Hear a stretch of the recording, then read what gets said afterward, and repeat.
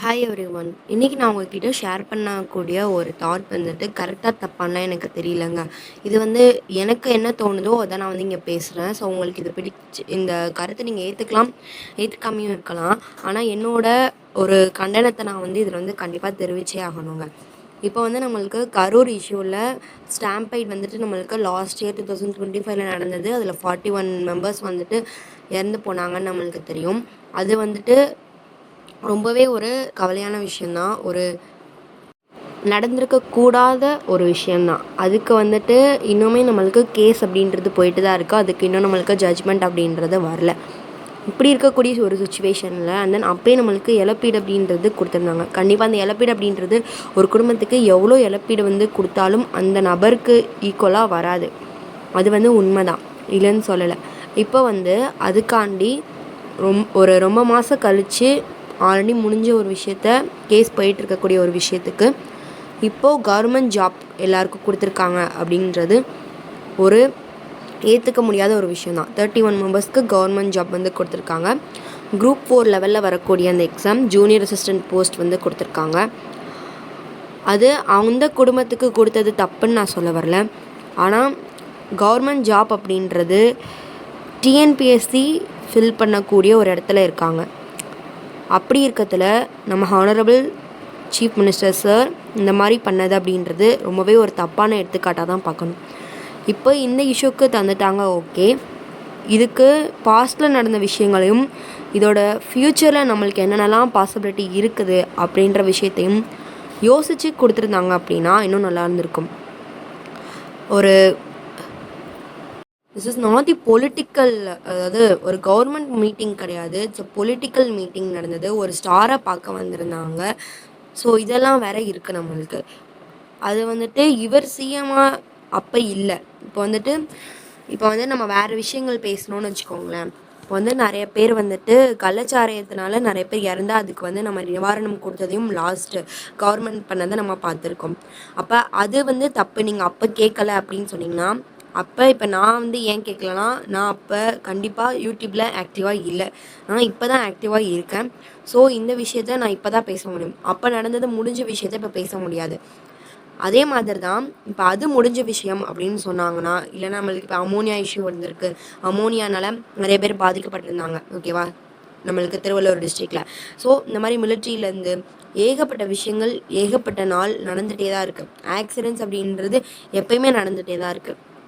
So நம்ம அதை எப்படி பார்க்கணும் அப்படின்ற விஷயங்கள் இருக்குது. அதை எப்படி திருப்பி நடக்காமல் பார்க்கணும், அந்த தப்பு காரணமானவங்களுக்கு, தப்பு நடக்க காரணமானவங்களுக்கான பனிஷ்மெண்ட் அப்படின்றத தேடி தரது தான் ஒரு நல்ல ஒரு தீர்வாக இருக்கும். அந்த அவங்களுக்கு வாழ்வாதாரம் அப்படின்றது ஏற்படுத்தி தரணும், நான் இல்லைன்னு சொல்லலை.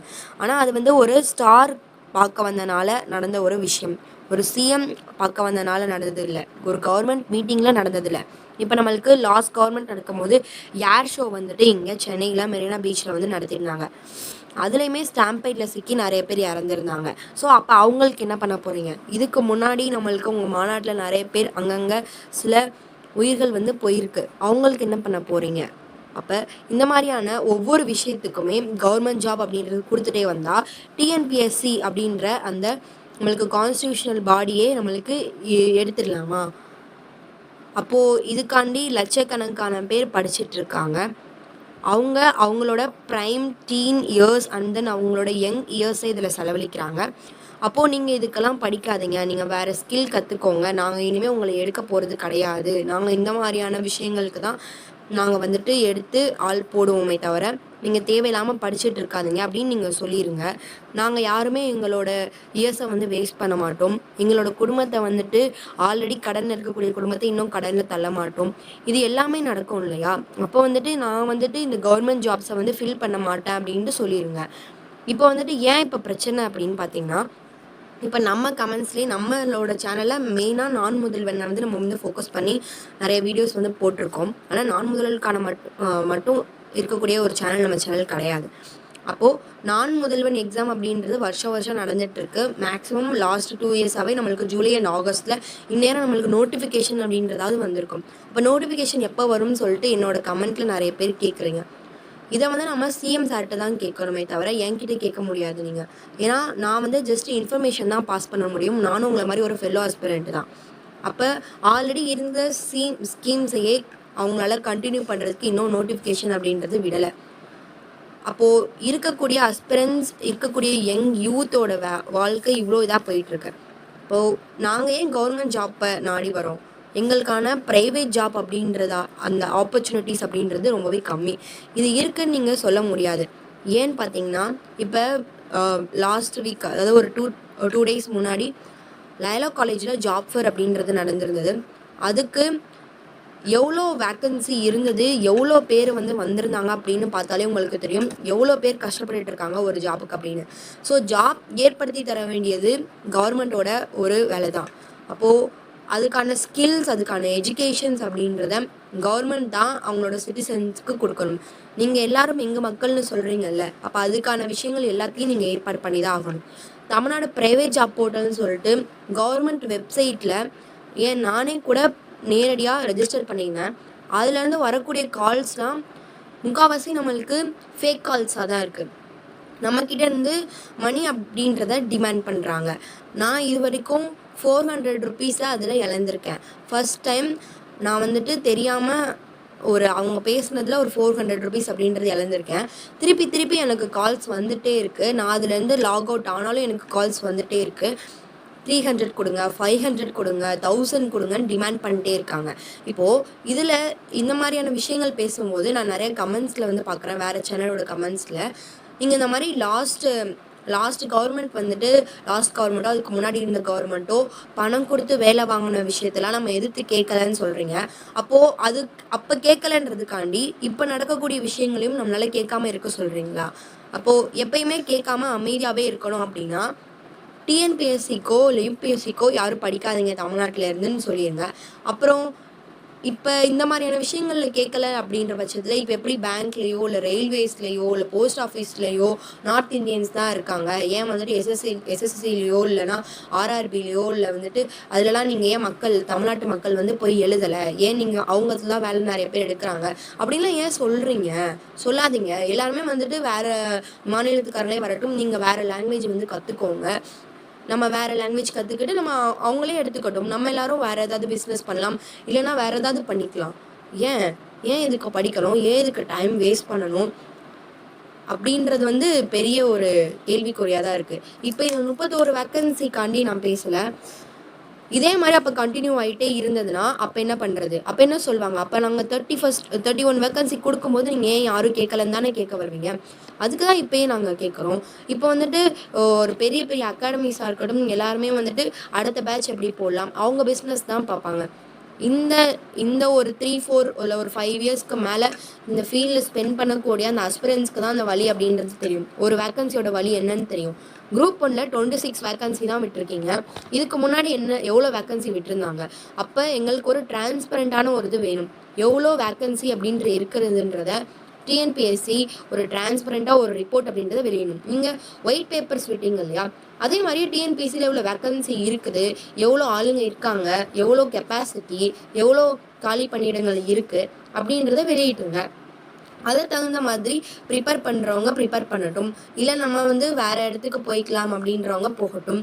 ப்ரைவேட் ஜாப்ஸ் அதுக்கேற்ற மாதிரி ஏற்பாடு பண்ணித்தாங்க. இது எல்லா விஷயங்களும் நீங்கள் பண்ணணும். அதை விட்டுட்டு ஒரு எக்ஸாம் எழுதி போகக்கூடிய ஒரு கவர்மெண்ட் ஜாப் வேக்கன்சியை இன்னொருத்தவங்களுக்கு இப்படி தூக்கி கொடுக்குறதுன்றது ரொம்ப ரொம்ப தப்பு. இது மூலியமாக அப்போ நம்ம வந்து படிக்கிறத தாண்டி நாளைக்கு உங்களை பார்க்க வந்து வேணும்னே யாரையாவது தள்ளி கொலை பண்ணால் என்ன பண்ண முடியும்? இல்லை அவங்களே வந்துட்டு சூசைட் அட்டெம்ப்ட் உள்ள பண்ணாங்கன்னா என்ன பண்ண முடியும்?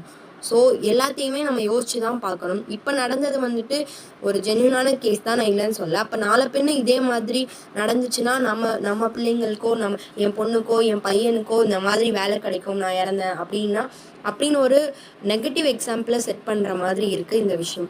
நீங்கள் அவங்களுக்கு இழப்பீடு தாங்க, இல்லைனா வேறு ஏதாவது பிஸ்னஸ் வச்சுட்டாங்க, இல்லை ஏதாவது அந்த மாதிரி பண்ணுங்கள். அதை விட்டுட்டு இந்த கவர்மெண்ட் ஜாப் அப்படின்றத வந்துட்டு தூக்கி கொடுக்கறது எந்த வகையிலும் கரெக்டான ஒரு விஷயம் கிடையாது. இதுதான் என்னோட ஒரு கருத்து. இது வந்து தப்பாகவும் இருக்கலாம், கரெக்டாகவும் இருக்கலாம். ஒரு அன்எம்ப்ளாய்மெண்ட் யூத்தாக ஒரு கவர்மெண்ட் எக்ஸாமுக்கு நிறைய வருஷம் படித்து அது எப்படி வந்து நம்ம வந்து கஷ்டப்படுறோம் அப்படின்ற உணர்ந்த ஒரு ஆஸ்பிரண்ட்க்கு மட்டும் தான் தெரியும் அது எவ்வளோ பெரிய வலி வேதனையை கொடுக்கணும். இப்போ நம்மளுக்கு நான் முதல்வனுக்கான நோட்டிஃபிகேஷனும் இன்னும் வரல, வருமானும் தெரியலை. இப்போ நடக்கிற விஷயங்களை பார்க்கும்போது அந்த எப்பயும் இருக்கக்கூடிய அந்த 1000 மெம்பர்ஸ் எடுப்பாங்களானும் தெரியலை. ஸோ வந்துட்டு நம்ம இதுக்கு படிக்கிறோமா வேணாமான்றத நம்ம தான் டிசைட் பண்ணிக்கணும். நான் ஒரு 1.5 months தேடி இப்போ ஒரு பார்ட் டைம் ஜாப்க்கு போயிட்டேன். So that's why I can't able to put videos continuously. So sorry for that. நான் வந்துட்டு என்னால் முடிஞ்ச அளவுக்கு இந்த இதிலே இருந்தோம் அப்படின்னா கண்டிப்பாக நம்மளுக்கு வேலை கிடைக்காது அப்படின்ற ஒரு இவங்க என்ன பண்ணுவாங்க அப்படின்ற ஒரு இதில் வேறு ஏதாவது வேலைக்கு ட்ரை பண்ணணும் அப்படின்றது எனக்கு மனசில் ஆள் மனசில் நல்லாவே தோணிடுச்சு. எங்கள் ஊருக்கு வந்து நான் ஒரு தடவை போயிருந்தேன். அப்போது ஒருத்தவங்க கேட்டிருந்தாங்க, என்ன பண்ணுற அப்படின்னு கேட்கும்போது, என்ன பண்ணிகிட்டு இருக்கீங்கன்னு கேட்கும்போது, இந்த மாதிரி நான் எக்ஸாம்ஸ்க்கு படிச்சுட்டு இருக்கேன்னு சொல்லும்போது அவங்க ஒரு வார்த்தை சொன்னாங்க, டிஎன்பிஎஸ்சிக்கு படித்து வாழ்க்கை கிழிஞ்சிரும் நீ அதில் ஜெயிக்கிறதுக்கு முன்னாடி அப்படின்னு ஒரு வார்த்தை சொன்னாங்க. அது எவ்வளோ கஷ்டமாக இருக்கும் ஒரு ஆஸ்பிரண்ட்டுக்கு கேட்கும்போது அப்படின்றது ஒரு ஆஸ்பிரண்ட்டாக இருக்கிறவங்களுக்கு மட்டும்தான் தெரியும். அந்த வாழ்க்கையை வாழ்ந்து பார்க்காம இருக்கிறவங்களுக்கு கண்டிப்பாக அதை பற்றின விஷயம் தெரிஞ்சிருக்காது. ஆனால் நான் இப்போ நினைக்கிறேன், அவங்க சொன்னது உண்மைதானோ, டிஎன்பிஎஸ்சிக்கோ இல்லை யூபிஎஸ்சிக்கோ படித்தேன்னா அவங்களோட வாழ்க்கை அப்படின்றது நிஜமாவே கிழிஞ்சிருமோ அப்படின்ற இதுதான் இருக்குது. ஸோ இதெல்லாம் ரொம்ப ஹார்ஷான வேர்ட்ஸ் தான். பட் இது வந்துட்டு என்ன சொல்கிறது, இது ஒரு ஆஸ்பிரண்ட்டாக இருக்கிறவங்களுக்கு மட்டும்தான் இந்த விஷயம் ரொம்ப நல்லா தெரியும். மற்றவங்க இப்போ நியூ ஆஸ்பிரண்ட்ஸோ இல்லை யாராக இருந்தாலோ அவங்களால இதை வந்து ஃபீல் பண்ண முடியாது.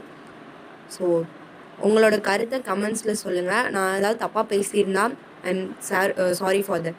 ஏன்னா ஏகப்பட்ட விஷயங்கள் நடக்குது. இந்த விஷயத்துக்கு பேசலை அப்படின்னா கண்டிப்பாக நம்ம அடுத்த விஷயத்துக்கும் ஏன் நீங்கள் பேசலை, இதே மாதிரி ஃப்யூச்சரில் வேறு ஒரு விஷயம் வரும்போது என்ன சொல்லுவாங்கன்னா, நீங்கள் அப்பா அமைதியாக தானே இருந்தீங்க அப்படின்னு சொல்லுவாங்க. அதுக்காண்டி தான் இப்போவே நம்ம ஒவ்வொருத்தரும் குரல் கொடுக்க ஆரம்பிக்கணும். இதை வந்துட்டு நம்ம குரல் இப்போ நான் பேசுகிறது கண்டிப்பாக வந்து சிஎம் சார் காதுக்கு கண்டிப்பாக போகாதுன்றது எனக்கு தெரியும். ஆனால் இந்த விஷயங்கள் அப்படின்றது இருக்குது நிறையாவே. நம்ம இந்த கவர்மெண்ட்டை நம்பலாமா வேணாமான்றது ஒரு பெரிய கேள்விக்குறியாகவே ஆயிடுச்சு. ஸோ ஹீ வாண்ட்ஸ் டைம் எடுத்துக்கோங்க. யூத்துக்கு நல்ல ஒரு விஷயங்களை பண்ணுவீங்கன்னு நம்புகிறேன். எம்ப்ளாய்மெண்ட் ஆப்பர்ச்சுனிட்டிஸை ஏற்படுத்திட்டாங்க. அங்கங்கே நடக்கக்கூடிய இந்த ஃப்ராடுலண்ட் பிஹேவியர்ஸ் அண்ட் தென் வந்துட்டு நிறைய ஃபேக் ப்ரைவேட் ஜாப்ஸாக இருக்குது. அதாவது டைரக்ட் செல்லிங்கிற பேர்லையும் நிறையாவே பணத்தை இழக்க வைக்கிறாங்க. இந்த மாதிரியான விஷயங்கள் நிறையா இருக்குது.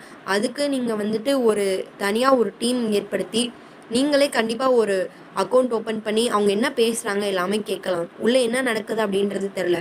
அதுக்கான ப்ரூஃபுமே என்கிட்ட இருக்குது. ஒரு இடத்துல நான் ஏமாந்ததுக்கானது, அதில் அவங்க எங்ககிட்ட பேசினதுக்கான ப்ரூஃப்மே என்கிட்ட இருக்குது.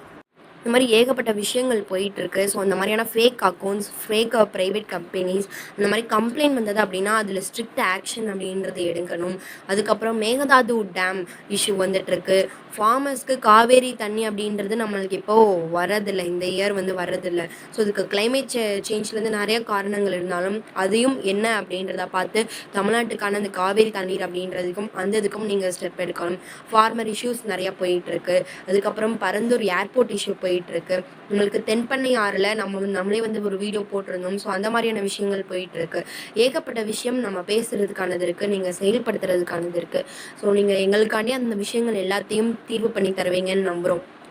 இந்த ஒரு 31 கவர்மெண்ட் சீட்னால எங்களுக்கு ஆகப்போகிற இழப்பு அவ்வளோ பெருசு கிடையாது. ஆனால் அதை தாண்டி நீங்கள் அவங்களுக்கு எவ்வளோ வந்துட்டு ஒரு இது பண்ணுறீங்களோ, நன்றி கடனாக இருக்கீங்களோ, அதே மாதிரி உங்கள் பர்சனல் கில்ட்டுக்கு எவ்வளோ வந்து செய்கிறீங்களோ, அதே மாதிரி நாங்கள் எல்லாருமே உங்களுக்கு ஓட்டு போட்டவங்க தான். எங்களுக்குமான எம்ப்ளாய்மெண்ட்டை நீங்கள் ஏற்படுத்தி தரணும். எம்ப்ளாய்மெண்ட் கவர்மெண்ட் ஜாப் அப்படின்றது மட்டும் இல்லாமல் கவர்மெண்ட் ஜாப்பை மட்டுமே நாங்கள் கேட்கல, எங்களுக்கான படித்ததுக்கான விஷயங்கள் ஏற்பாடு பண்ணித்தாங்க. ஸ்கில் சென்டர்ஸ் அப்படின்றது இப்போ ஏஐ ஸ்கில் சென்டர்ஸ் நிறையாவே வந்துட்டுருக்கு. அதாவது ஏஐ ஸ்கில்ஸ் வந்து நிறைய கற்றுக்க வேண்டியது இருக்குது. ஸோ அதுக்கான ஸ்கில் சென்டர்ஸ் ஏற்படுத்தித்தாங்க. எஜுகேஷன் அப்படின்றத வந்துட்டு இன்னும் ஒரு படி மேலே போயிட்டு அதில் கொஞ்சம் ரீஃபார்ம் கொண்டு வந்து இந்த கரண்ட் 21st செஞ்சுரிக்கு ஏற்ற மாதிரியான ஸ்கில்ஸ் டெவலப் பண்ணுற மாதிரியான எஜுகேஷன் அப்படின்றத கொண்டு வந்துட்டாங்க. டீச்சிங் அந்த ஃபீல்டில் இன்னுமே நீங்கள் நல்லாவே அவங்களுக்கு ட்ரைனிங் கொடுத்து அந்த இதையும் நீங்கள் பண்ணலாம். ஸோ கெரியர் கவுன்சிலிங்கும் கொண்டு வரலாம். நிறையா வந்துட்டு காலேஜஸ்லேயும் சரி, மற்ற இடத்துலையும் சரி, எஜுகேஷனோட குவாலிட்டி அப்படின்றது ரொம்பவே கம்மியாக இருக்குது. ஸோ அதனால தான் எங்களால் எம்ப்ளாய்மெண்ட் அப்படின்ற இடத்துக்கு போக முடியல. எல்லாராலையும் போக முடியலை அப்படின்றது அங்கே ஒரு பெரிய விஷயம். ஸோ செல்ஃப் இதாக நாங்கள் நிற்கிறதுக்கும், எங்கள் காலில் நாங்களே நிற்கிறதுக்கோ, இல்லைனா ஒரு ப்ரைவேட் ஜாப்போ, இல்லைனா ஒரு கவர்மெண்ட் ஜாப்போ இந்த யூத்க்கு நீங்கள் கண்டிப்பாக பண்ணணுன்றது என்னோட வேண்டுகோள். ஸோ கரூர் ஸ்டாம்பேடில் இறந்தவங்களுக்கு என்னோட ஆழ்ந்த அனுதாபங்கள். நான் உங்களுக்கு எதிர்த்து நான் எதுவும் பேசலை. பட் இங்கே நிறைய பேச வேண்டியது இருக்குது, நிறைய விஷயம் பண்ண வேண்டியது இருக்குது. சிஎம் சார் அதையும் கருத்தில் எடுத்துக்கிட்டு அதையும் பண்ணுவாங்கன்ட்டு நம்புகிறேன். ஸோ தேங்க்யூ ஃபார் வாட்சிங். தேங்க்யூ. உங்களுக்கு ஏதாவது சொல்லணும்னா கமெண்ட்ல கேளுங்க. ஸோ தேங்க்யூ ஃபார் வாட்சிங். தேங்க்யூ.